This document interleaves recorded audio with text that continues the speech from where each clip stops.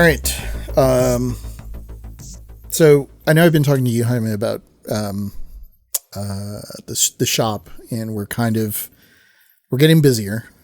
And things are moving along. So this is a Top Shelf Video. My name is Eli, and I'm Jaime, and we are owners of our make believe video store, Top Shelf Video. But like I was mentioning to you the last couple weeks, looking at numbers, things are looking up, but that also means like our hours are potentially get a little more crazier for you and I. So yeah. We're going to need help. So that means we're going to need to start bringing in applicants, and we have an applicant here. So let's take a break from like our inventory stocking and let in our applicant for the day. I have his paperwork here. I have his resume. Chad, you want to come in? Hello. What's up, Chad? How's it going? Good. So I have Chad's application here for employment. I can show you that. Okay. Looks legit. That's my social security number. Careful. Yes. Yeah. I'm going to look this over. There's a couple of points here, but Chad, why don't you introduce yourself to Jaime, myself, and I guess those that are listening to our podcast. Hello, everybody. My name is Chad Pierce. I am one of the founders of the video Crypt at the Safe Room at the Texas Theater. And I go by Strike 2001 on all my social media. So yeah, Chad and I collaborate at the Texas Theater. And I guess before we get into our applicant and follow up, I think we did kind of want to talk just very briefly here about the video Crypt, which is coming. Actually, I think the day we drop this episode, which will be the 27th of this month, so of September, we're going to try a soft opening on the 27th. And so the video Crypt is our actual video store. It's a real live boy with a real space at the Texas Theater. At the Safe Room, which is upstairs, right as you walk into the Texas Theater. And this is something that Chad and Bianca Vega put together. And I wedged myself in almost immedately. Oh, he's been very helpful though. Cause this is something that I've always kind of wanted to help bring to Dallas, or, bring cool things to Dallas. And I thought it would be a good fit between the Dallas VHS Swap, which I help run, and Chad at the Texas Theater with Vega. And so through the entire month of October, you can come by the Texas Theater, I guess, for most weekends, most of the special events, which include like Tuesday Night Trash. Correct. I think Texas Theater is going to be showing Saw, which will be cool. Yeah. We can pair it up with some of that. 20th anniversary of Saw as well. Oh, man, 20 years. Damn. I didn't feel ill at all. Nope. But yeah, there's a number of things. I think May is going to be showing The Mummy. Correct. The Brendan Fraser one. Yeah. The good one. Excellent. But so there's going to be a number of opportunities to kind of come out to the Texas Theater and check out the video Crypt. I'm super excited because we have new standees, we have new posters, we have all kinds of new stuff to make it feel like that mom and pop shop that we all miss so much, which is why we're doing this podcast, because I missed the video store so much that I had to make one up in my head. Come to the Texas Theater, check out Chad, myself, and Vega. We'll probably all be working, and a couple other friends will be working. Come check it out, talk movies, go through the aisles, pick out your favorites. We'll have merch to sell, t-shirts. Clearance rack of tapes as well. Yep. Tons of VHS you'll be able to grab if you want. Come and check it out. Yeah. So yeah, it's a cool experience. I got to take my 15-year-old last year, and he was just mesmerized by the concept of what we grew up doing. He was just like, wait, what? This isn't on this isn't on streaming. I was like, no, you have to read about it and, see if that's something you were interested in. He spent a good hour. You remember he spent about an hour just walking around and reading the boxes or the covers and looking at cover art. And it was awesome to see that shit happen in real time where he was just like, it was just awesome. I mean, it's cool for I mean, I saw adults doing it too. It was awesome. Well, it was really funny too, because like, I think at first he wasn't super into it, but then I think when he realized what was happening, which is like, these are movies on physical, like a physical like you can hold device that you can hold and you can read the back. And then he's like, I think there were a couple there that I pointed out. It's like, that cover, that's not even like, that doesn't even remotely tell you about the movie. Even remotely accurate. I was like, but it's a cool cover. And he's like, well, then why did they do it? I was like, because you're looking at it. Like, exactly. That's the whole point, And so that was so much fun. Yeah, it was a good night. And then we ended it off with watching some movies. Oh, that's right. We ended up watching VHS. Nice. The whatever the one it was last year. We watched Bloody 94? Body. Yeah, I think 94. Oh, that's right. Yeah, it was 94. Yeah. We watched Bloody Body Builder. Bloody Muscle Bodybuilder from Hell. House Dude, and we were laughing our ass off for that. He was just like, he was having a great time. That's he was the youngest. choices. He was the youngest dude in the group, but he was having a blast. I feel like a proud uncle, making him sit through some of that, because like at some point he will probably tell his high school buddies, like, I was watching some weird Japanese movie. I can't remember the name of it. But something about a giant cat behind a house at some point, and there was there was weird floaty stuff. Yeah, like I think My Chemical Romance had a song in there. Yeah, it's just It was a good weekend. That's the kind of things that the Video Crypt does. It brings that sort of magic. But speaking of magic, let's get back to Chad and Chad's magic that he wants to bring to the Top Shelf video. So I've got your application here. Let's go over a couple things. Yep. A couple things that we can sort of relate. Skills for the position. You marked yes. Yes, I did. I do have the skills. That's good to know. I will say, what is your current profession right now, Chad? My current profession is projectionist. Okay. Yeah.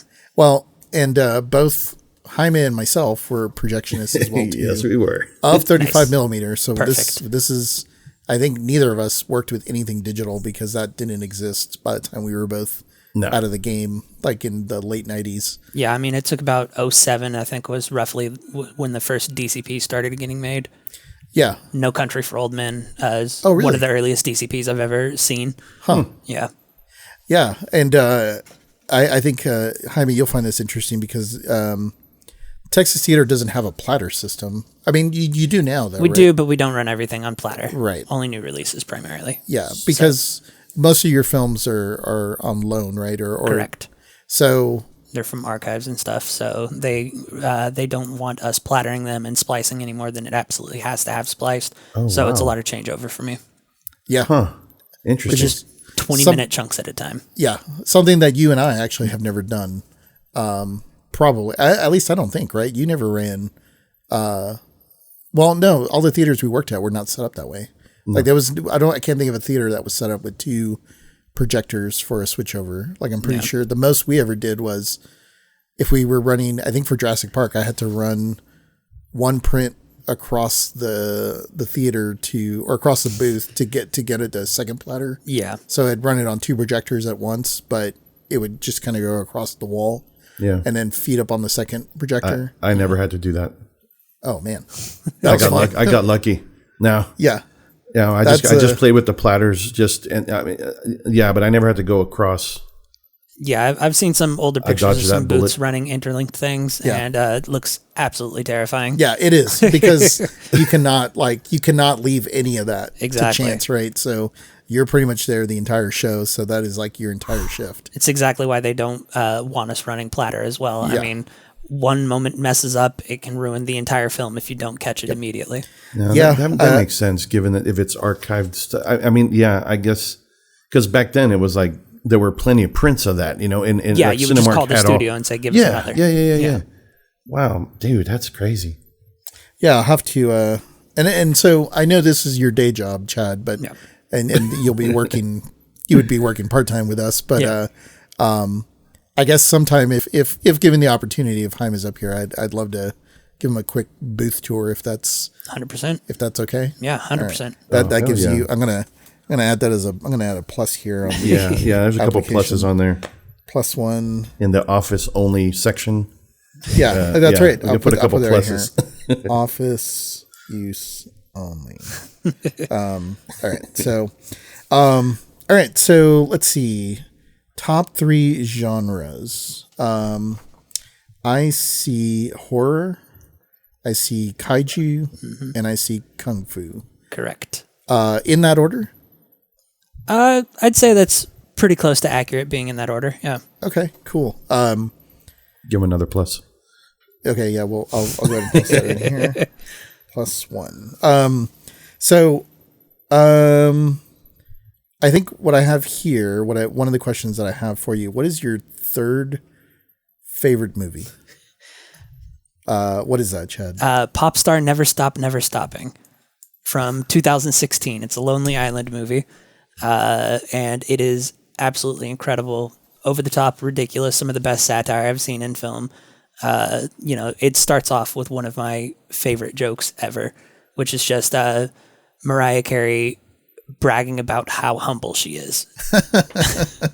And that instantly sets the tone for the rest of the movie. And it's so good. I can dig it. I don't know if I've heard of this. Have you I heard of haven't this? either. No, that's Okay. It's going to go on my list like right now. 'Cause Yeah, that's- I'm gonna go ahead and add that onto the list too, as well. 2016 was a weird year for films. A lot of people, I was actually just talking with somebody about this just the other day, like a lot of movies have been forgotten from that year. 2016. Yeah.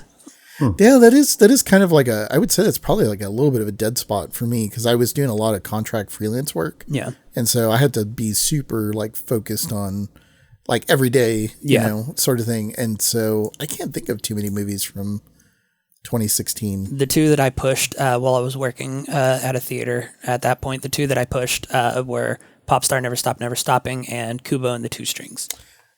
That is good. Have you seen that, Jaime? Is that a animated? It is a stop motion.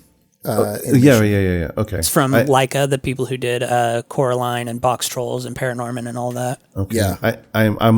I'm aware of it, but it never made it to my watch list. I remember seeing the trailer for that, and I wanted to see it, and it just never happened.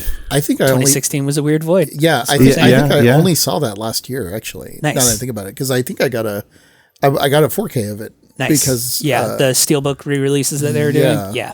And it's phenomenal. And I actually had to do stop motion when I was in art school. It's like my first project that I had to do, and it was one of those very Parks and Rec where it's like I worked like really hard for like 4 weeks, and it was like I think 5 seconds of video. Yeah, it was like a minute or something. Could a depressed man do this? Yeah.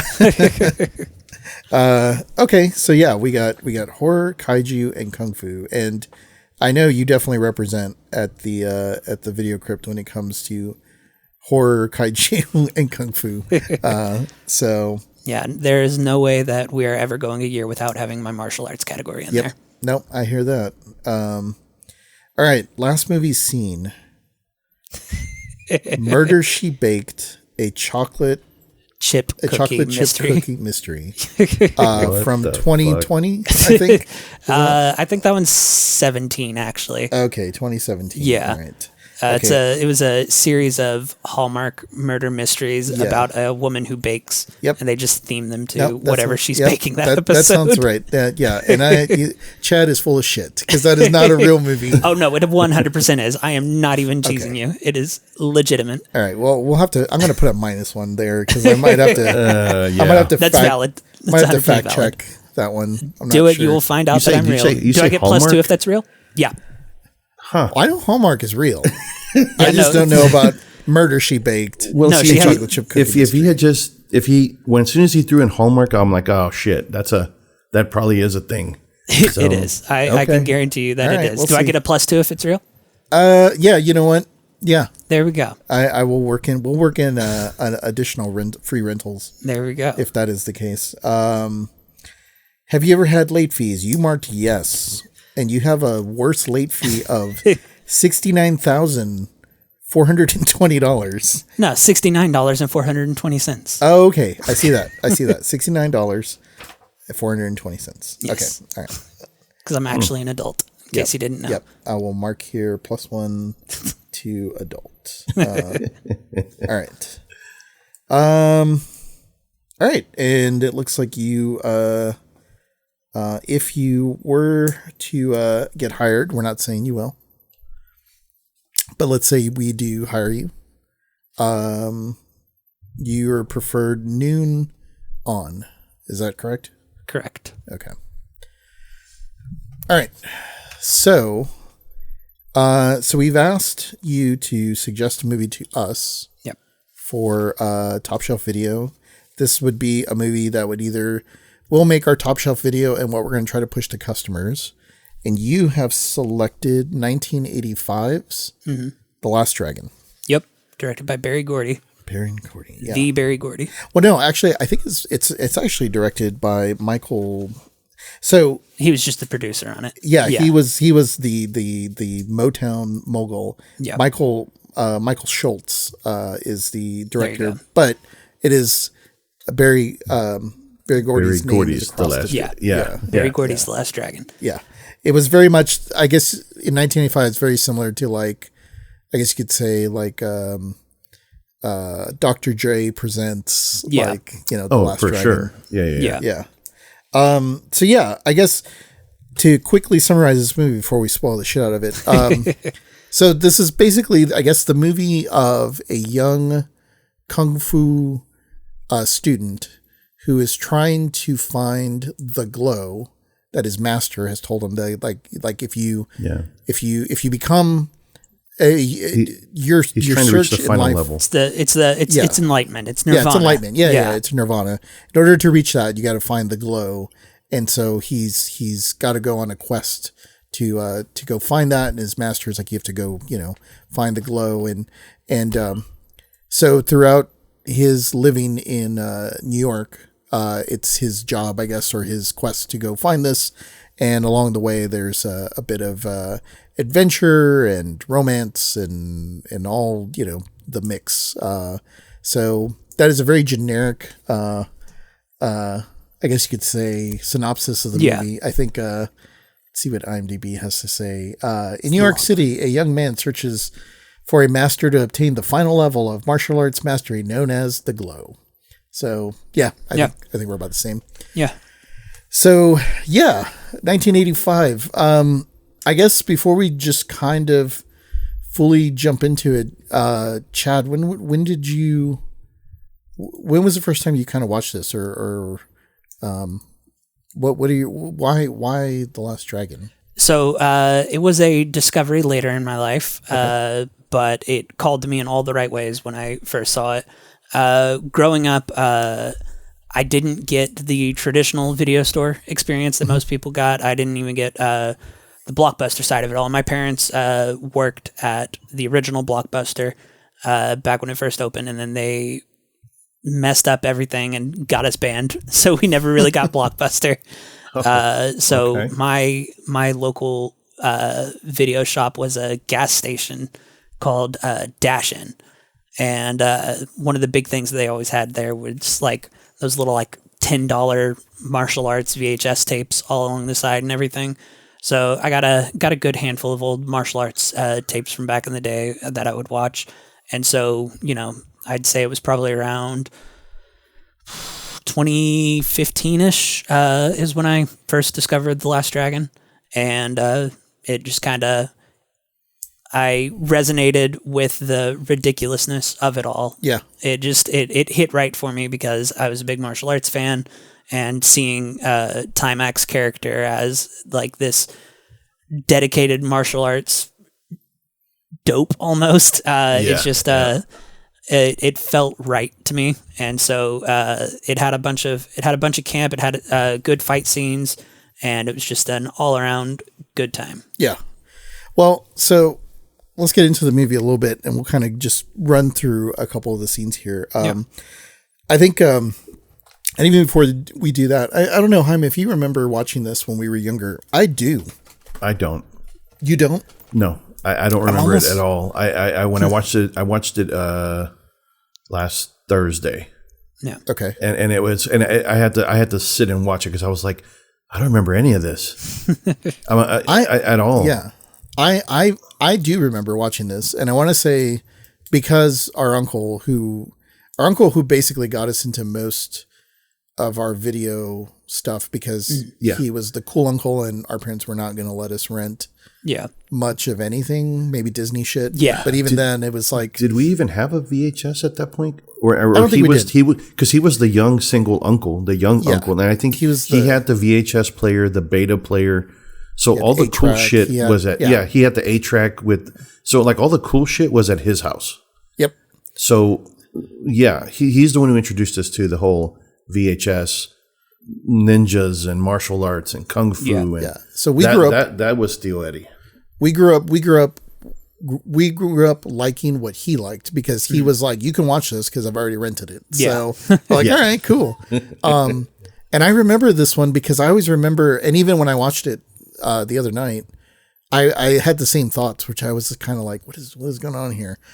When I was younger, I remember watching this, but that's kind of okay because I think right from the onset, this is one of those movies, like it starts with the opening montage of him doing like the training, like just moves, like training moves. And then, very Shaw Brothers opening. Yeah. But the music, and I will say, maybe one of my favorite things about this whole movie is the music. The fucking soundtrack is awesome. Absolutely. Yes. Hell yes. Has to be expected when Barry Gordy's your producer. Yeah. Basically, absolutely, like the King Mogul of Motown has pulled out all the stops. I think, I think if I'm not mistaken, I think he wanted this to be like his, like this was supposed to be like his Marvel, like in 1985, right? It was going to be like, you know, black people need like their kung fu icon, you know, the same way that Bruce Lee was. And that's why he's so represented in this movie. But I'm pretty sure that's what this was supposed to be. Yeah. It's not what ended up happening. But, but I think that's okay because like, I think you and I, Jaime, have talked about a couple movies. They just don't make movies like this anymore. And it kind of makes me sad because this movie just gets right into it from the onset. You know, you see the you know, all the martial art moves and it's like a montage. And then immediately he's with a master and the master's telling him like, all right, you're all good. Like, he's shooting arrows at him and he's just like, you know, he's pushing one, then he catches one. I'm like, damn, all right, here we go.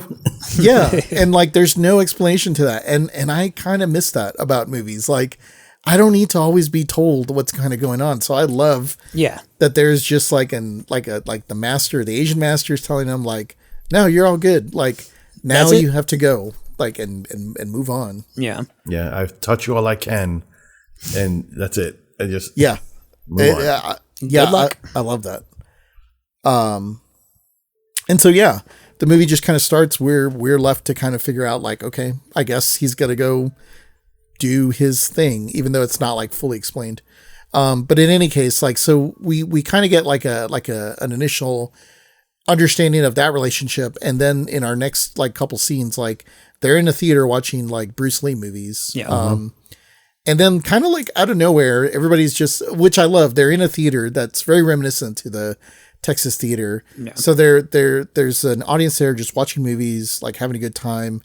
It's getting a little rowdy in there though. Probably. Like a Tuesday night trash rowdy because like there are people breakdancing in the aisles. They start breakdancing. Yeah. Realistically, at that time in the culture, around then, it was probably $1 movie double feature. That is and that's true. how a lot of kids occupied their time, is watching dumb martial arts movie double features and for like 75 cents for 2 movies. Yeah, and this takes place in Harlem, right? In New York? Is that what it was? Or yes, Harlem. It was Harlem. Yeah, because Shogun. That's Shogun of Harlem. Yeah. That's right. So, so all this is kind of happening, and then that's when our the villain or the main villain, who is, I think one of the most underrated like villains He's so good. of all time. His costume alone is so worth talking about. Yes, Shonuff is the Show enough. Yep. Shonuff is the villain. He is, I guess he wants to be or he claims himself to be the Shogun Shogun of Harlem. Shogun of Harlem. Yeah. and he wants to be the master, like the best of the best in this area, which again, they don't explain any of this to the viewer. People are just randomly fighting kung fu in the streets, I guess. Yeah, he goes around antagonizing people, trying to keep his place as the top artist. Yeah, like that's literally what he says when he walks into the theater. He's like, "Who thinks they're good enough to take on Shonuff?" Yeah, Shonuff. Yeah, and I love that because like, if this is a movie, if you're going to watch this movie, or if you think you want to throw this on, do not spend any like brain power on like, wait a minute.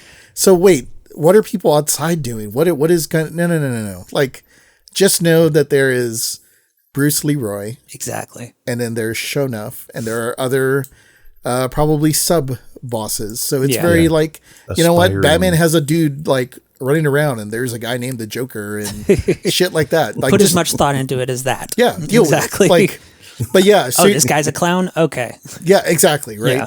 And so Shonuff comes in and basically is antagonizing Bruce Leroy. But I think for the minute there, or to just kind of like sort of bask in Shonuff, like I think we can take the time here to really discuss like if there's ever been like, I would love to have seen if there was like concept art or how they came up with the look for Shonuff. But like that look with the big, the kind of it's like football pads almost. Yeah, almost, pretty much. Yeah. To give him that sort of samurai, like shogun kind of look. Yeah. But in a very like modern to the 80s like style, that's really fucking awesome. Like it's got like the flair of the flair breakdance style of the 80s, but it's got like a bit of that traditional look and got the bedazzling along it and everything. Yeah, like the big braces, braces and he almost had like this WWF belt. Yes. Also. Yeah. Yeah. Yeah. It's just such a good costume. Yeah. His pants kind of got a little bit of the flare bell bottom, kind of look to it. It's just fucking epic. Like, it's so good. I kind of forgot about Shonuff. Like you could throw him into an anime and it would make perfect sense. Yes, it would. Hell yeah. Or I mean, hell, even like a video game character. Just anything from a distance. Like his silhouette is just fucking so good. Like I said, I would love to see if somebody sketched this up and was like, we got to make this. I'm definitely going to have to find that out afterwards. Yeah, I would love to know. Yeah. So Shonuff comes in, basically is like, hey man, like I'm the best of the best. And Bruce Leroy is basically like, I don't fight. He's very trying to be the pacifist. He's traditional in his martial arts. Yes. The reservation, don't fight unless you have to, kind of deal is a big theme in martial arts. Yep. So he's like, I'm not going to fight you just because you called me a bad name. Like, leave me alone now. Yep. And he just leaves the theater. And that's like our first interaction between the two of them, and it's very, it's almost like very Western, like old spaghetti Western of like, I'll get you, like, sort of thing. And I love that. Again, it's like, I don't need any of this explained to me. I just want to enjoy it. And so, from that, we kind of cut to, I guess, who will be another, sort of player in all this, which is, Vanity, which I guess back in the 80s, Vanity was a part of Prince, I believe. Like, I think she dated Prince. Yeah. And Vanity's not her real name, but I think much like Prince was Prince, Vanity was Vanity. Yeah. Yeah. And Timex, obviously not just Timex. Yeah, exactly. Yeah. And so she was, I believe, attached to like, with Prince at the time. She was basically like about to blow up, and in terms of like music, and she had a great voice. She was a model. She's very attractive. And I think Prince wanted to sort of tie her into the whole thing of his whole entourage, but I think she decided to kind of do her own thing. And I think this is actually, her first major role as like a star. And I think she went in this direction. Yeah. and did this instead of doing the movie Purple Rain with Prince. And so this is an interesting role because she basically plays herself, and has like a different name for the character, but she is like the host of, it's kind of funny because I was watching this with Denise and I was like, it's the host of like American Bandstand or something like that. She's like, what the hell's American Soul Train. Bandstand? Soul Train is what I was thinking too, but I just realized like there are tons of people that like have no idea what that is. Wait, Denise didn't know what that was? She had no idea what that was. Oh shit! Wow. And to be fair, though, I guess because she grew up in the Philippines. Okay. Well, yeah. There's that. They didn't really have Soul Train or American Bandstand. Yeah. But so I think that the next closest thing is like MTV's. What was it? Total Request Live, TRL. TRL. Carson Daly. Yeah. That's basically, she's the host of a show like that where this giant soundstage, which is, I love that set. Like it's a great set. It's quintessential 80s. Like it just bleeds 80s with it also pays off so well during the apex of the film. Yes. Like it's all neon and glass and there's a giant screen or the multiple screens. Multiple screens in the, yeah. Where they're projecting and so I guess the idea is like, I guess they're live on television. Everyone's kind of like dancing, and then they're playing videos in the background. Yeah. And she's got her like sort of DJ kind of area, which is really cool. Also comes into play later. Yeah.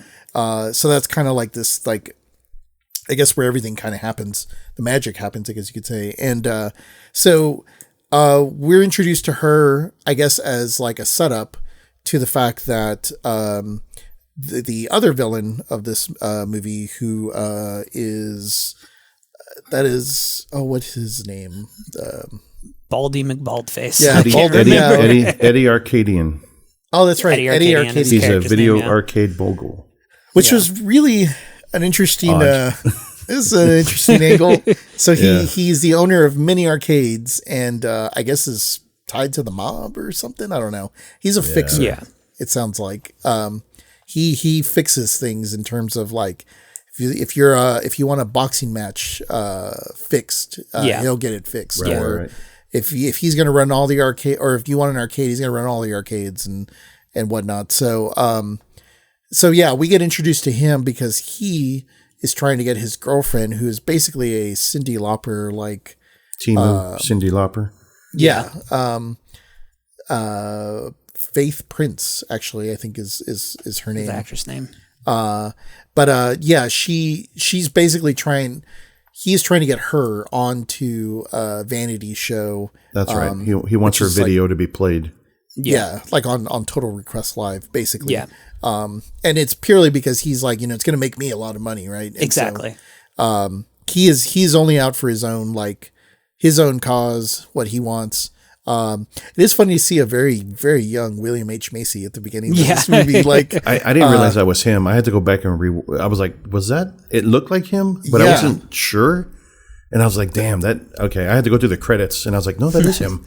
Yeah, I think it was actually one of his first kind of roles. But when he showed up, I was like, wait, shit, William H. Macy's in this? Yeah. And he's in for like all of like a minute and a half for the entire movie, but it was still kind of funny to see him.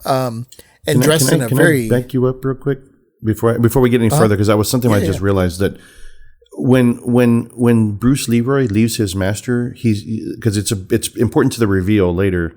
He's told he has to find Master some dumb guy. Some dumb guy. Some dumb guy. And that's what he's on a mission. Because I was like, I didn't want to get too far ahead because that's an important reveal. Yeah, later. it is worth noting. Yeah. So before we kept going, I wanted to back up a bit and just be like that's what the person he's looking for, according to his master. That is his. And then he finds, right. Because there's kind of like three coinciding plots happening simultaneously in this movie. Yes. I think that's that makes this movie like a lot to take in. It's just like there's a lot of stuff happening really fast, because we get introduced to like basically three main characters very, very early on, and you kind of have to quickly start to understand like how they're gonna intertwine. And so after the show that Vanity has going on, she's on her way home after the performance, and the Eddie Arcadian is now trying to effectively kidnap her because she's not returning any of his calls. Well, I was going to say emails, but I guess it's not a thing. Not yet. Yeah. Almost there. Basically calls. So Yeah. she's not returning any of the calls. So he sends out somebody to effectively kidnap her on her way home. And that's when Bruce Leroy intervenes and keeps her from being like kidnapped. So that is our first interaction between Those two characters. our characters. So now we've kind of connected the dots there.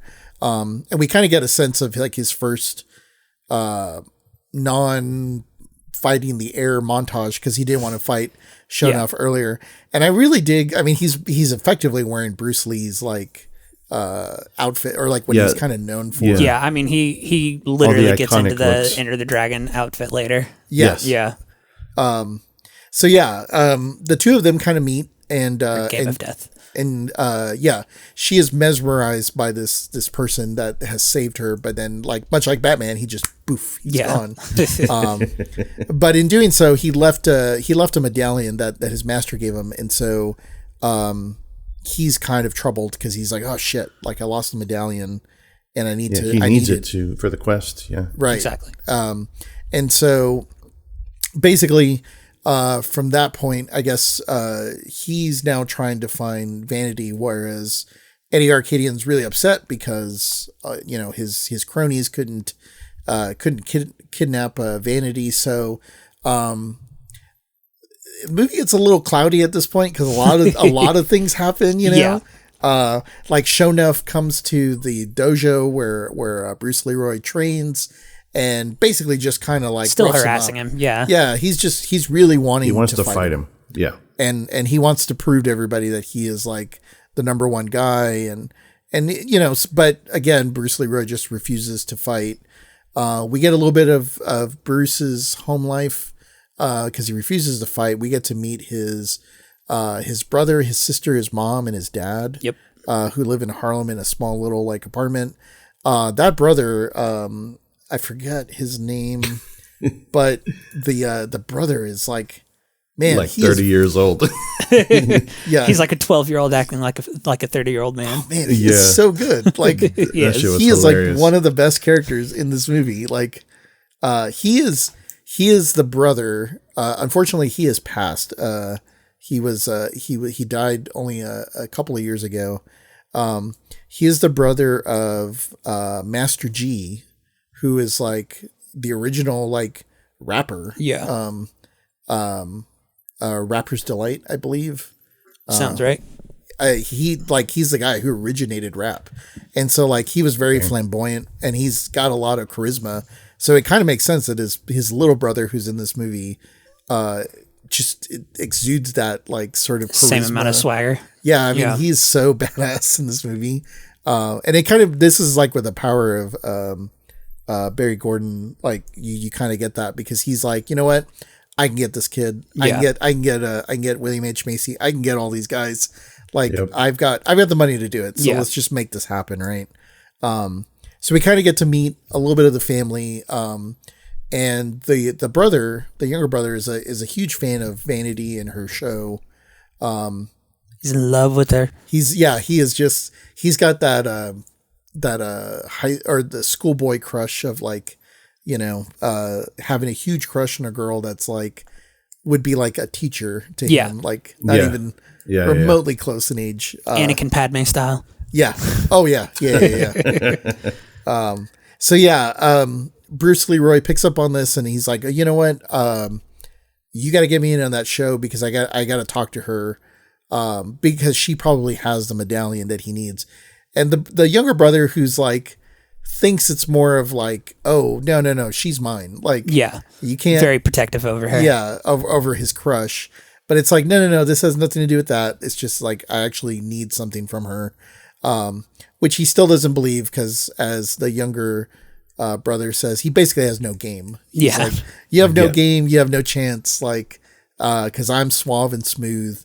And so they go down to the studio to try to get into the show, but once again, Eddie Arcadian has plotted out to have Vanity like kidnapped.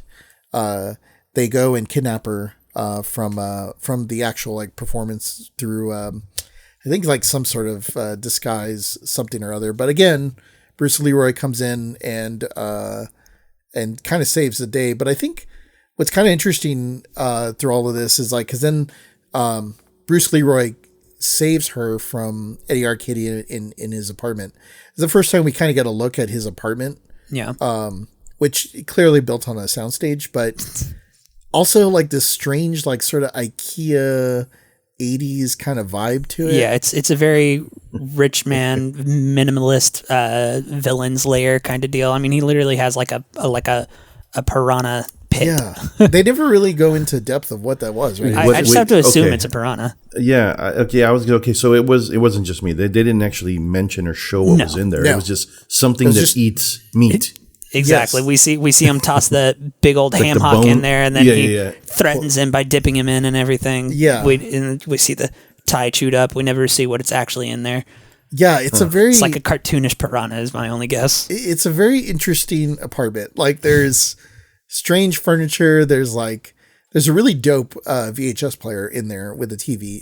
But there's like a slot machine, and then there's like neon. I don't know. It's just it's Bar stools everywhere. There's like metal doors to like what looks like almost like where you'd store like dead bodies. Yeah, and stuff. super open concept as well. Yeah, it's very, very bizarre. Something that would cost like $3.5 million a month if you Yes. were to try to get that now. Absolutely. But somehow like kind of works really well in this movie. Yeah. Like it gives you that sense of kind of Teenage Mutant Ninja Turtles kind of vibe. Like the Foot Clan lair. Yes, like it is really weird. Sam Rockwell. So yeah, the movie just kind of keeps moving. Shonuff shows up at the pizza joint that Bruce Leroy's family owns. And he comes and smashes up the pizza joint, which is Send a message. yeah, basically just to kind of let him know, that Bruce or that Shonuff runs this joint. And so again, we're just kind of moving through the paces, and they're trying to build up the antagonation between like, now you're really making this personal, and Bruce Lee still doesn't really want to do anything about it. Pretty much until kind of this point, like he's now starting to get a little bit pissed. Yeah, he's like, all right, you brought my family in here. Like, it's not cool, man. Yeah. It's starting to get a little close to home, and you're starting to see him like, it's kind of funny because at this point in the movie, you start to sort of see like, this is a hero's journey where it's like, he's very conflicted on what he should do, even though you have to really read into the movie in order to really see that. I think if you're seeing it from the surface level, you would probably not pick up on that. You'd be like, I don't know what's going on. Like, there's just like a lot of stuff going on. But it's like, okay, if you really think about it, like he's conflicted, right? He's trying to actually decide whether he should do something or not, or how he would go about doing something. He's getting some of his students involved. And then from that point, I think Eddie Arcadian's getting more frustrated because he can't seem to get what he wants. And his world is starting to collapse in on him because I think like his girlfriend is starting to turn on him. Everyone's starting to turn on him because they're starting to realize he's insane. You're insane. You're only looking out for yourself. You don't really care if my video makes it onto like Total Request Live or whatever. It's you want this because you want this for you. And so this makes like Eddie Arcadian like super angry. And so now he goes into the city to go look for effectively all the mini bosses and sub bosses and the boss of like Harlem. He's like, all right, I need some plot armor. Let's go. Yeah. I mean, it literally like at a certain point, this movie just turns into a video game movie where he lines up the best of the best. And he is basically saying, I need you to go get this guy. Yeah. All in the meanwhile, like Bruce Leroy is still trying to meet his end goal, which is like trying to find the glow that he's been told about. Yeah. Mm-hmm. And he did go to a place where, he was told that the master would be there. A couple of guys hanging out saying the master's not around kind of situation. Yeah. They just wouldn't let him pass the doors, and they shut the door no. Yeah. And it's kind of interesting because And I was watching this. I watched a little bit and read a little bit about this movie after the fact, but this is, I don't know. I'd be interested in your opinion, Chad. Like at this point in the movie, and we see a lot of. I don't think it's hard to say like a movie like this would get made in modern time, maybe. But there is a lot of reference to the fact that like this is the first time we see a lot of Asian people like influenced by like Black culture, and Black culture like being influenced a lot by Asian culture. Yeah. And this is like pre Wu-Tang Clan and things like that. But I would imagine like Wu-Tang Clan and a lot of people like that grew up on this kind of stuff. 100%. You really start to get a feel that like this movie almost borderlines like a blaxploitation movie. Yeah. Do you think this movie is like a blaxploitation movie? I could say it could go that way. Not in the traditional sense that everybody thinks of blaxploitation, of course. It doesn't feel exploitative. Right. It feels more like the concept of blaxploitation, which was Black people needed superheroes too. Like you were saying earlier, saying it was kind of like his Marvel type situation. So Black people need heroes too. They need somebody to look up to as well. So they're creating their own figures. And it was a more specific subsect, but like you said, this is pre Wu-Tang, but Wu-Tang kind of grew up doing all of it, doing all this stuff. They would rent old martial arts tapes and they would rewind the fight scenes and learn the choreography from just watching it over and over again. Yeah. And that's just kind of, it was the entertainment for neighborhoods. Well, the reason why I bring that up to you, and I don't know, Jaime, if you're familiar with the name Michael G. White or Michael Jai White. Michael Jai White. Yeah. Are you familiar with who that is? I know the name, but I can't. He remember.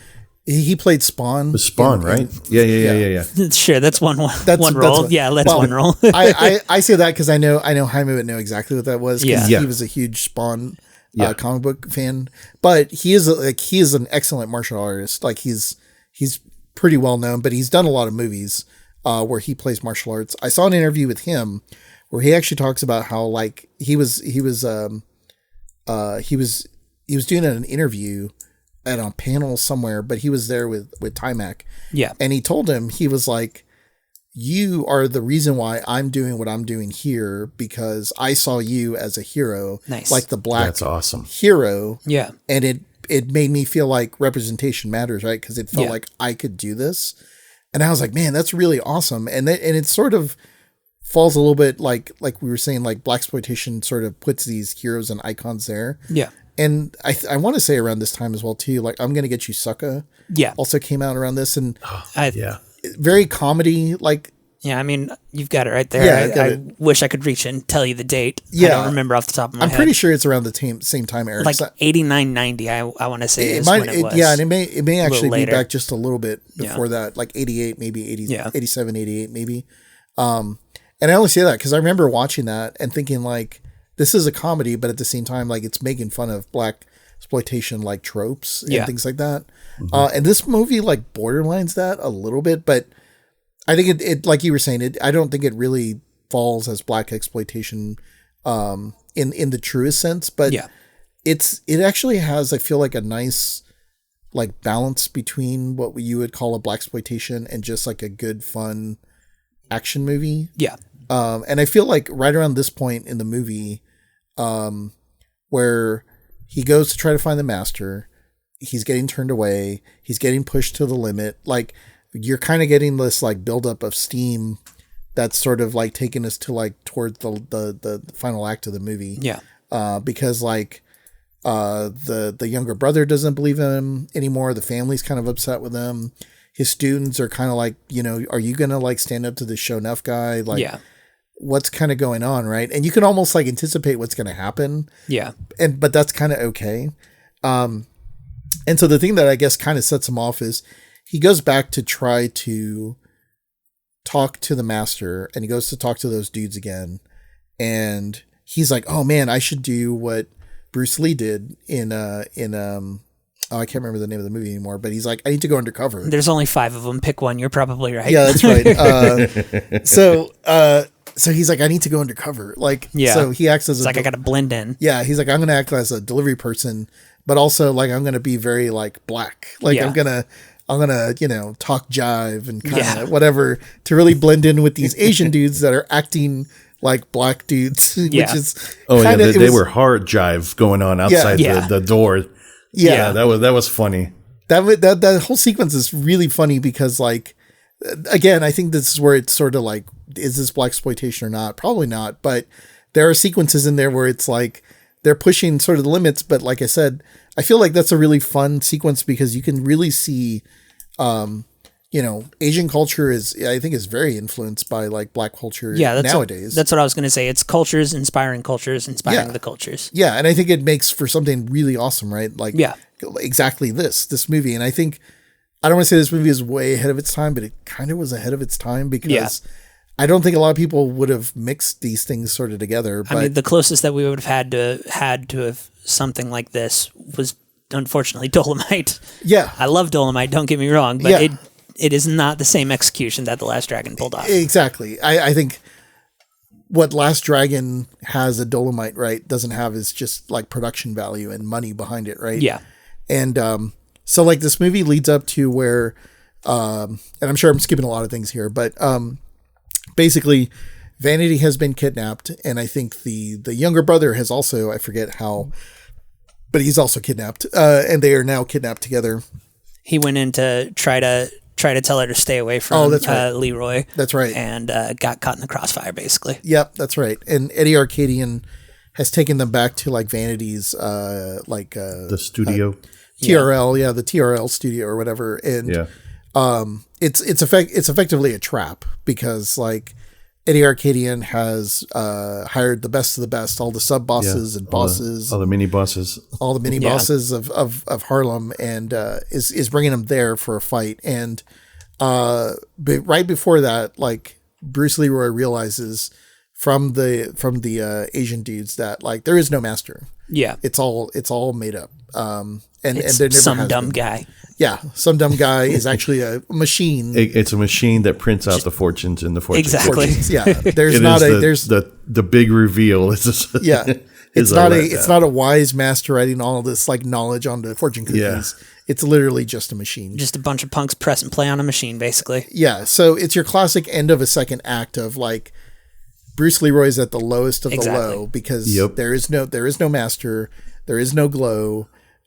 His brother and his somewhat love crush interest. now is captured, and now he's got to fight all these sub bosses at the big studio, and it's kind of actually that whole sequence, the start of the third act is like really awesome because it ends very like Enter the Dragon. Or is it Enter the Dragon or Game of Death with all the mirrors? With Bruce Lee. That's Enter the Dragon. Enter the Dragon. Yeah. It's Enter the Dragon. Yeah. So like Bruce Leroy walks in, and I love how it's kind of like a little reminiscent of that because like the big screens have like the big faces and like he's seeing all this stuff and he's all by himself. He's like, being on talked the stage. to. Yeah. And then he's surrounded by like New York's finest, I guess. Like sure. We'll call them that. Yeah, and it's awesome because like everyone's got like some sort of like video game setup. One guy's got like a beret and he's in camouflage. Another guy's just got orange pants and like a top. One guy's got a luchador mask. It's just I think it's very much a character select screen. Yes, very much. There's like a guy in a suit, like a mafia guy that's like in a suit or whatever. But yeah, this leads to like the final sequence, which is like all this neon and all this like stage and setup. And Bruce Leroy is now fighting like everybody, and like the odds are against him. But like all his students and like his friends show up. Oh, that's right. Yeah. So it's very full on swamp, like fight everybody at the same time. Yes, it's a very Smoking the Bandit 2 ending where like all the trucks show up. All the trucks show up. Yeah. Yeah, and so like all his friends show up, and like it just. There's like a huge brawl like at that point, including like a 5-year-old fighting all of them. Yeah, that little kid is awesome. He's Filipino. He was in a Teenage Mutant Ninja Turtles, right? I'm not sure. I would have actually looked closer. Yeah, that is so. Ernie Reyes. Ernie Reyes Jr. Is that Ernie Reyes Jr.? Yes. Yes. No way. Yes. That is. So, fun fact about Ernie Reyes Jr. He actually moved to Richardson a few years, like I say a few years, it's been about a decade that he had moved here. Really? Yeah. Holy he shit. He was living here for a while. I remember seeing him at a screening at Alamo, and he was talking about his health problems that he was having. Oh, man. And he found a place locally, and he was staying here at least for a little bit. Oh, man. I did not know. He could have been my neighbor for like It's very a possible. period of time. Yeah. Yeah, he's like your age, Jaime. So he would have been about Thanks. your age in this movie. So yeah, no, his dad, Ernie Reyes Sr., is actually one of the thugs at the end that's fighting. Oh, nice. But he's wearing a mask because I think they were worried that people would recognize him. It's like, 'Cause he hey, was- they look familiar. yeah, because he was so well known Yeah. as a martial artist. But he did all the choreography. But yeah, his son was like amazing. I've ruined 2 VHSs in my life, like actually factually full on ruined them. And one was the Teenage Mutant Ninja Turtles Coming Out of Their Shells concert tour. Okay. No questions. I will not be fielding questions. And then number 2 was Surf Ninjas. Oh man. Yeah. All right. I was gonna plus 1993. one and then minus one, but I'm gonna go ahead and I'm gonna plus 2 you on that. You got a problem with the Coming Out of Their Shells concert tour? No, not at all. Not at all. Yeah, I would say this whole end sequence where he's fighting all the sub bosses is really cool. Yeah. And then he eventually kind of meets up with Eddie Arcadian and Show enough. yeah, and Shonuff shows up because Eddie Arcadian's hired everybody, and including Shonuff, and Shonuff wouldn't even take money. Yeah, he's just like, I just want to beat him up. Let's want go. I just want him to know that I am the best of the best. And that sort of leads to the big showdown that we've pretty much been waiting for since the very beginning of this movie is Shonuff takes on Bruce Leroy. And man, I have to say, like, I work with 3D effects and I'm very familiar with the process of doing all that work. Man, nothing beats like rotoscoping, like classic rotoscoping when like Shonuff is like starting to glow because it turns out Shonuff has the glow. Exactly. Yeah, the big and secret. you see it in his hands. It's really cool. Yeah. But I think when the little punk only has it in his hands. yeah. Well, but when they start fighting and like all the blocks are happening and you see the splashes of like the light glows off the splashes, that, man, for 1985, man, that is really impressive work. It was good. Realistically, what they probably did is similar to what Ghostbusters did with the plasma effects, which was literally drawing onto the cells. Oh yeah. They had to. Yeah.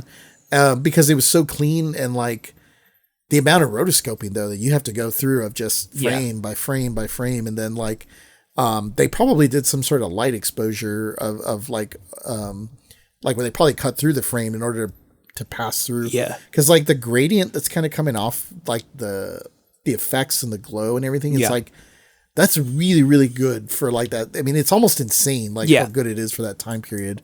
I mean, even holds up today, honestly. Oh yeah. If I saw that in a movie now, I would not question it. Well, rephrase. If I saw it in a movie like this now, I wouldn't question it. Well, it's funny because If I like, saw it in Avengers, I would definitely question it. yeah, like I think I mean, it's very easy to go back and you can easily like you can call out a ton of stuff that's like, oh well, you know, this or that or whatever, but it's these sorts of effects in a movie that's this outlandish that is kind of what's needed, because if you put real effects on something like this, like it takes you out of the moment of like how cartoonish video game anime this movie is, you know? Yeah, it doesn't need to be real. It looked, it was perfect. Yeah, I mean, it really, God, it's so good. And so, like, sure enough, like as they're show enough, as they are fighting, I think Bruce Leroy comes to the realization that like the power is within you, right? Like in between getting his head dunked in water, nearly drowning. It's the glow has always been there. You just have to like release it, right? Like you just have to. You have to like whether you believe in yourself or put enough trust in yourself or not let the world of whatever like get in your way. Like it's the glow is there. Yeah. And then he gets the glow. And Yeah, it's fucking epic. Like it's It so is. cool when he gets the glow. tracing back and forth of everything. Yeah, he does the. I think that one's maybe Game of Death, where he's doing the Bruce Lee sort of like Borderline wax on, wax off type. Yeah. And yeah, so that just kind of leads like us to sort of the end of the movie of that epic fight between like Shonuff and Bruce Leroy, and then we get a little bit of a like your classic 80s ending, you know, where it's just like everybody's like everything's better for everybody, and like the cops take away the villains, and man, this I think in a lot of ways this movie should have had like a sequel. But yeah, this movie, I watched this movie just the other night, and I have to say, man, this movie is pretty badass. Like, It's so kind good. of rocks. I would also like to point out one more thing from the ending that I thought was absolutely ridiculous, and that's after Leroy defeats Shonuff, and he's like, "Oh, I know what'll stop this, a 45." And just tries to blast his head off. I was going to bring it up. I was like, nah, yeah, I'm glad you brought it up, because I was like, yeah, he catches the bullet with his teeth. That's right. That was an awesome It's so good. little nugget at the end. Also, such a excellent 80s villain move is to just be like, I'm just going to blow his head off. Problem solved. Yeah. So what I guess, so speaking to this movie, like what is your favorite, what's your favorite aspect of this movie, Chad? Was it, whether it be a scene or an element of the movie, but what's your favorite, like what really is drawing you to this movie? Well, I mean, it kind of goes back to what we were talking about a little earlier, and there is an underappreciation for camp done in the finest way possible. And I think that this movie nails it in every aspect. The soundtrack is incredible, but also so corny. Let's be real. It is corny as hell. You just got like this gospel vocals coming out singing about what's happening in front of you at that moment. Yeah. The choreography done by Broadway choreographers, apparently. Like one of the people worked on one of Madonna's tours doing their choreography. And yeah, so between the choreography, the music, and just the general camp of it, I just feel like it does everything the way that a movie like this should do. And it just kind of, it appeals to my inner kid and my adult love for just camp. Yeah, I have to say, like, after I watched this and I was doing some work last night, I was working on some stuff, I just fired up the soundtrack and listened to it all the way through, and I was like, damn, this is really good. Like, I forgot how good this is, because that is the mark of a good soundtrack. The main song, the find the glow, or You Are the Last Dragon. And that song just, I mean, I don't know what the kids listen to on the radios nowadays. I can honestly say I don't really listen much to the radio, but I feel like that would be a banger, like even today. Like, because it's just got like a really catchy theme to it. It's, I don't know, man, it's just so good. But Jaime, what did you what about this movie did you like, or what was some of your besides the 2 minutes of the DeBarge video in the middle of the oh man, DeBarge. We didn't even talk about DeBarge. yeah we totally honestly, man, this movie made me remember, I guess it made me realize how like diverse New York is and how it's supposed to be. And the 80s was, nobody was back then was talking about like cultural appropriation. It was like everything was cool. Everybody was getting along. The Chinese dudes in the front were talking jive, and Bruce Lee's got Bruce Lee, where he's got he's learning the ways of the Asian culture, and it was like everything was just so much better back then. Yeah, it really made me appreciate how growing up, it was like we didn't. I mean, mind you, we grew up. There was it was mostly Hispanics down there, but I mean, right. We had our share of I had Asian friends, I had a couple black friends. It was we didn't. It was everything was diverse. It was cool. Right. Everything was good back then. Yeah, it does. That. It does feel right. Like, I mean, we were Hispanic kids growing up, but we loved watching kung fu and Oh, ninja hell movies, yeah. whatever. Yeah. And we wanted to live that lifestyle. Like we wanted to dress that way and do these things right. And it was more of an admiration of like the culture. Absolutely. Not Yeah, trying absolutely. to not trying to take anything away from anybody, right? It was more just like being influenced by someone that's more relatable to us, right? Some people that look maybe a little bit more like us and that are just different. And I kind of agree with you. I think that there's something very cool and like uplifting about this movie in a lot of ways, even though like I'm sure there would probably be some people who watch and kind of be like, oh, it's kind of cringe because of some of those sequences. But I don't think it came from a place of like, I don't think it came from a bad place. I think it came from this guy really admired Bruce Lee. And, I think it's, if anything, like, I really do feel, because I like Wu-Tang Clan.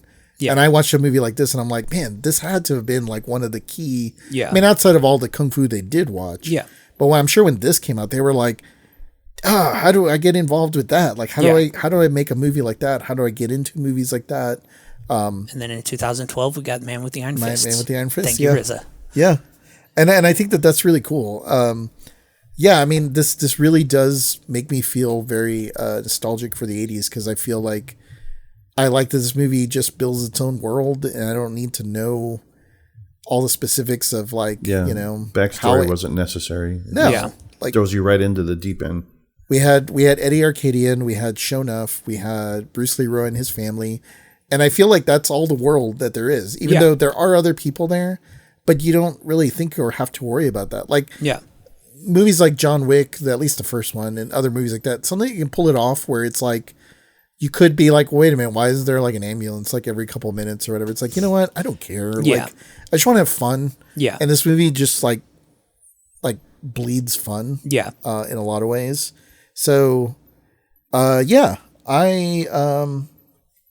think, Chad, for your suggestion on your application, do you want to make a final pitch or kind of why should this movie be a top shelf, and why should Jaime and I put this on our top shelf video list? Speaking to what Jaime was saying earlier, this movie is like we were saying, culture influencing culture, and one of Bruce Lee's biggest motives in bringing martial arts to America was he didn't think that it should be reserved solely for Shaolin monks and everybody. You know, he was like, everybody needs this, needs to learn this martial arts style. And so he developed his own, he brought it to the States, and he started teaching it in spite of the wishes of his masters, and exiled himself for inclusivity, basically. And this movie is a testament to culture influencing culture in the finest way possible. God damn. Chad's bringing the heat. Yeah. Holy shit. I didn't expect that. Because I'm going to be real honest. I was going to say, no, this is not a top shelf video. No, but that was Charlie Sheen Wild Thing throwing the heater. Yeah, man. I think you just you fucking flipped me, because that was really good. And I think you're right. I think in a lot of ways, I hadn't really thought about it in that way. That's pretty deep. That's pretty deep. Yeah, especially with the fact that it is Bruce Lee in the movie. Oh, for sure. Jaime, what do you think? Is this a top shelf video? Well, I mean, just based. I mean, I was kind of on the fence, but I mean, holy shit, Chad, that was epic for our first applicant, man. Jesus, you have set the bar pretty fucking high. But yeah, I mean, that's everything he said. It just screams top shelf. I mean, I'm going to go ahead and just mark here hired. Yeah, this is a formality. Yeah, that was really good. Okay, well then, all right, top shelf for me. Yeah, Last Dragon is a top shelf movie. So let's just kind of go through inventory real quick then. How do we and I'll defer to you first, Chad. What formats should we have The Last Dragon in the shop? So, I mean, I personally think that leaning into the VHS era of it all is an appropriate way to enjoy this movie. It's it's grindhouse fun through and through. Yeah. I don't think that it is a necessity to rock it in the highest quality. You know, I believe that they are working on a 4K, or they have released a 4K. I think so. And I don't necessarily think that's necessary. Yeah. I'm sure the glow looks absolutely incredible in it. Yeah. But I mean, any format, honestly, is an acceptable format on this. Yeah, I would probably say I think I agree with you a little bit, and I don't know if you want to chime in, Jaime, but like I do agree with that. I think VHS is a great way to watch this because it's kind of got that texture of like New York in the 80s, and so I think VHS brings something to that. But I will say, like, the soundtrack is so rocking that actually a 4K mix, I would actually be kind of like down for that. Yeah. Of that the Last Dragon like song is fucking kind of rocks. But what do you think, Jaime? How did you watch it actually? By the way? I watched it on Roku TV, unfortunately. Or fortunately, I mean, at least I found it. So sure. Was it like a higher res or a lower res? Like, was it 4:3? It was high res. Okay. It was So it looked great, but yeah, I definitely if it's I know top shelf status does not require VHS, but I would think that it's best served VHS. So, but I mean, if we want to throw some DVD or 4K, like you were saying, I mean, that's fine. But the that spot up on the shelf, it's definitely going to be VHS. Yep. No, I agree.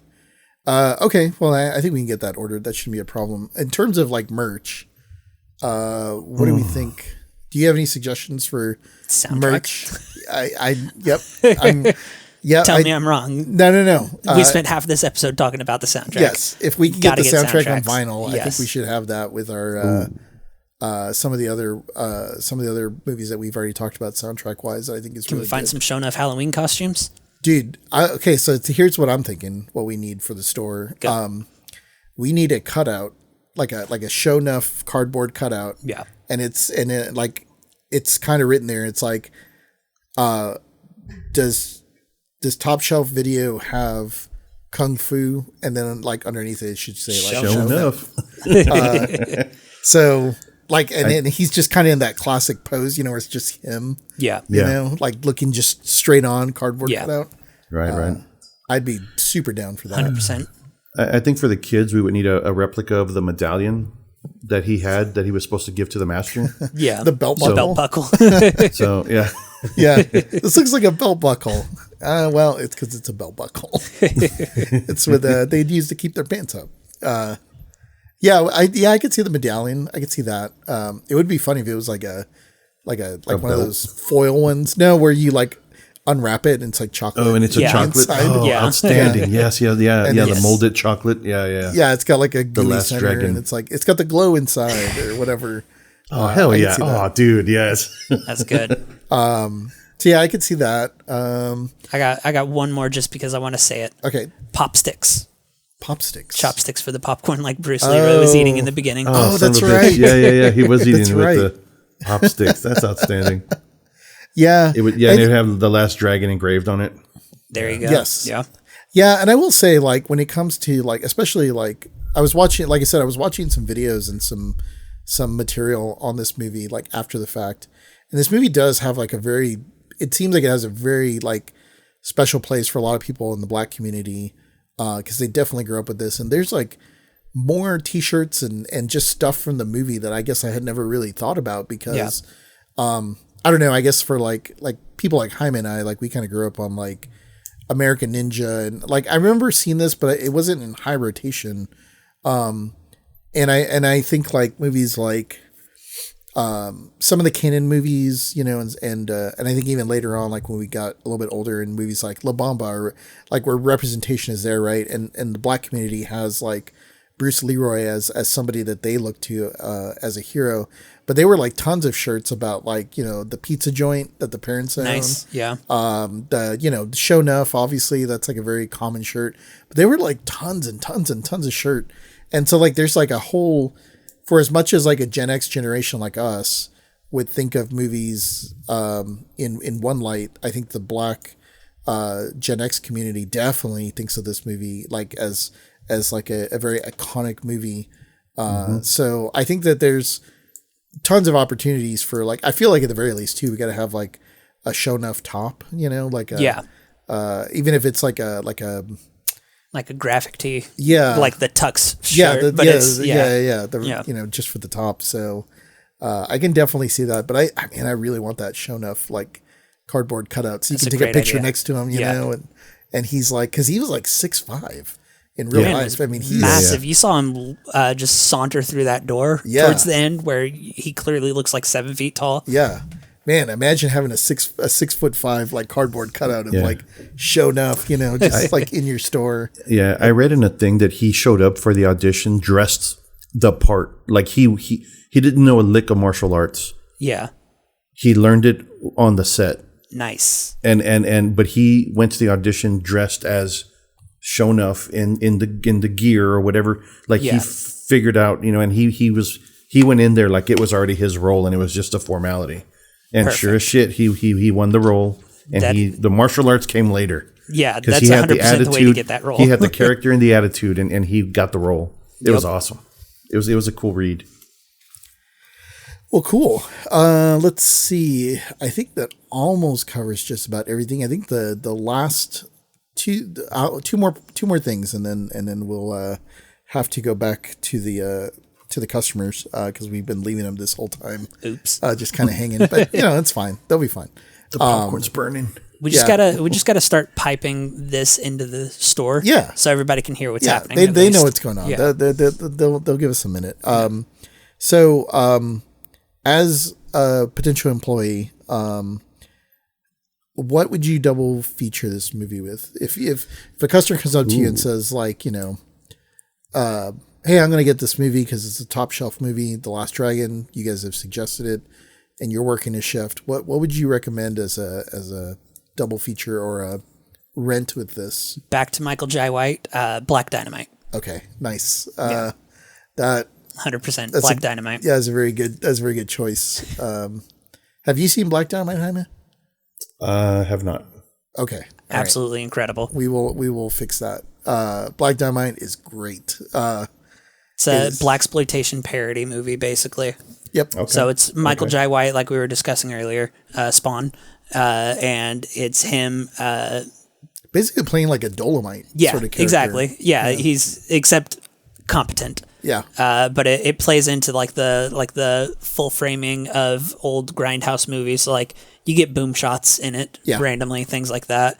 But it's just so over the top and silly, but intentionally so that I think it will counter the camp of Last Dragon very well. Nice. I that's a good suggestion. I will counter your suggestion with They Clone Tyrone. Okay. Have you seen that? I have not. You should go see that. They Clone Tyrone? Okay. Yes, it's on Netflix. Okay, cool. It is a kind of a blaxploitation movie. It has I'll have to bring it up here real quick. It has it came out, I want to say it came out during the pandemic, but They Clone Tyrone. Oh, it's John Boyega. Oh, nice. John Boyega, but it also has Jamie Foxx. What's the vibe we're going for with this movie? It is a science fiction, black, dark comedy, pseudo thriller. Like it's okay. Yeah, I'm sold. And it takes place like in the 70s. Yeah. So. Was it Boyega's company by any chance? Or I don't know. I wouldn't be surprised if he's really good in this. Like, I would. I'd like for you to watch that and then let me know if 100%. I made a good choice on a double feature for that one. So, what about you, Jaime? Do you have a double feature? Do you have a suggestion to pair with this movie? Undercover Brother. Nice. You know what? Yeah, I like Eddie Griffin, Dave Chappelle. Yeah. Speaking, you know what? Actually, Undercover Brother kind of is a trifecta to They Clone Tyrone. Actually, that would be a good trifecta. Actually, I think of watching yeah, of watching all those, I think would actually be, that would be like a 4. We could figure out like a 4-pack. Yeah. That you could get for all that. Yeah, we'll just throw in a Bruce Lee movie. Yeah. Okay. The last thing I need to just figure out here real quick, Jaime. So I'm really wanting to push, like, Mondays are generally our slowest days coming off of a Sunday. Chad being a fan of horror, kaiju, and kung fu, and bringing The Last Dragon to us, and having a really good suggestion for a double. I am thinking if we want to push for some sort of Kung Fu Wednesday or somehow help our midweek up, like kind of push a little bit more of something and draw in an audience midweek. I was thinking we could have Chad work like a Tuesday or Wednesday. Like, so is Monday too early? Because I like I think coming off kinda. the weekend, like I think Monday is a little bit of a bust anyways. Like right. Okay, so Tuesday or Wednesday. Okay. I think Tuesday or Wednesday, and I feel like we could try to push some sort of like Kung Fu Fury Wednesdays, or Come on, man. It's right there. Wu Dang Wednesday. Wu Dang Wednesday. Son of a bitch. Man. Yeah. No. See, that's why he's hired. Yeah. Okay. Well, I'm going to just go ahead and put you down then for Wednesday. Sounds good. So Chad, and he had The Last Dragon, and I will say, let's see here. I guess we'll just put you as a closing. Because Jaime and I don't want to work in the evenings during the midweek. So yeah, we'll just put you like, let's do 6 to close, which is like 6 to midnight. And of course, you're not actually going to work that, so don't worry about it. So 6 p.m. to 12 a.m. Well, all right. Can I do one last thing? Yeah. What you got? You got to fact check me. Okay. Murder She Baked, a chocolate chip cookie mystery. Yeah. You're going to check that? All right. Okay. Let's see. Murder She Baked. Well, shit. Murder She Baked, a chocolate chip cookie mystery. I told you. With Allison Sweeney? Holy shit. Well, all right. Okay. It's a whole series. It's literally just Murder She Wrote, but with baking instead of writing a novel. She just keeps finding herself in all of these horrible situations of people getting murdered. And she's like, So I can solve this. Yeah, it's a whole series. A baker, I've got 5 of them. A baker in small town Minnesota turns amateur sleuth after finding her friend and delivery driver shot to death behind her shop. It's actually rated like a 7 out of 10. Jesus. Well, all right, Chad. I guess you get like free rentals. Like whenever you want to take anything home, it's yours to take. Well, all right. Anything we want to promote? I guess we'll just promote the Video Crypt one more time. The month of October. Yep. You got a movie schedule for the Texas Theater by chance? Is that up on the website, or? Yeah, if you just go to the Texas Theater, theater with an RE at the end, thetexastheater.com/calendar.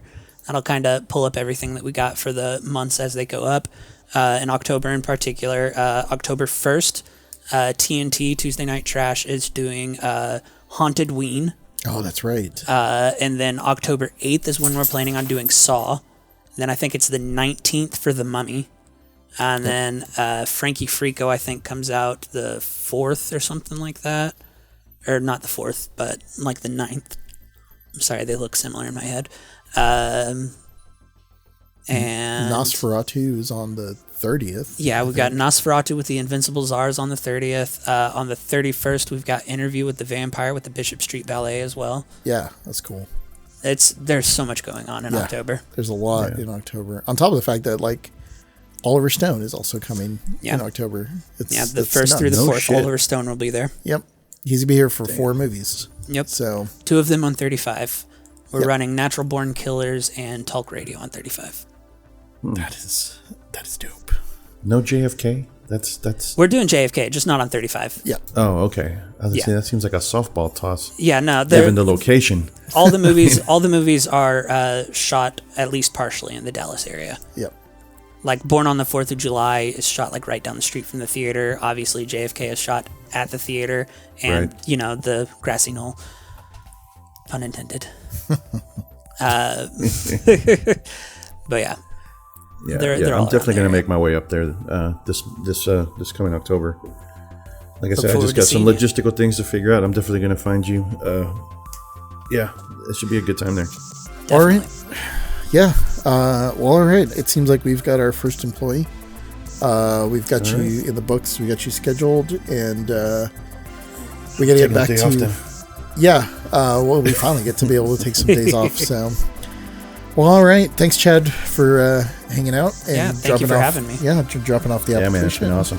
Yeah. So, all right. Well, then I guess we will catch everybody at the next work shift and see everybody later. See ya. All right.